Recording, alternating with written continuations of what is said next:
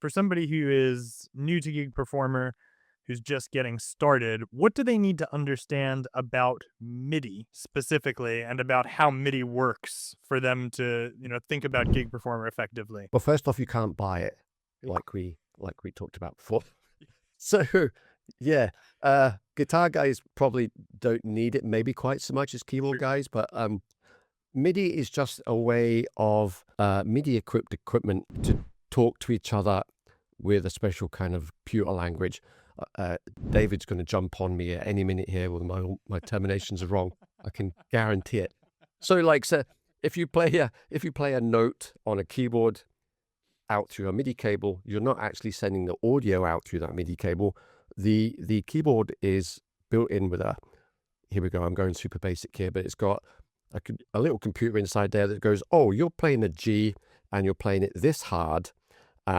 Basically, I'm going to send that computer information out to either another keyboard or Gig Performer or your DAW, which will then take that information in and play that back in another instrument. So that other instrument that you're sending the data to will go, oh, he's playing a G that hard. I'm going to do that for you. But it, you can do it like super quick with loads of keys and controls and things like that. Yes. Awesome. Does that make any sense? Yeah, I actually think that's very clear. They're just messages, right? And so there we go. See, I could have said that and it saved you 2 minutes of your life. See? But there we go. That's good.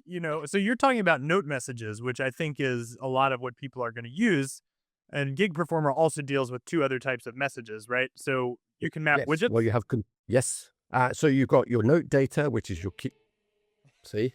You've got your note data that controls the notes that you're playing, but with all your knobs and switches and things that you have, that's called control change data. Slightly different data, but that lets your received MIDI equipment say like, oh, I'm turning this knob here, so that's going to turn the volume up on something, or a filter sweep or something like that.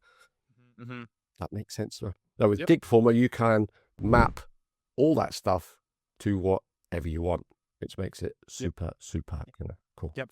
And for live performance, that matters a lot, because if you want to map a knob to a VST, it's sort of like that knob is done forever. But in Gig Performer, if you want to map a knob to a particular thing, you can then reuse that knob in future places, which is one of the differentiators, right? Well, that's what I found. Like, that makes super common sense for anybody that's playing. Yes. That, you want to make up a rack space with a control like volume or whatever, but in the next rack space, you might want that same knob to control something else. I couldn't figure out how to do that in Ableton, and there probably is a way to do that in MainStage.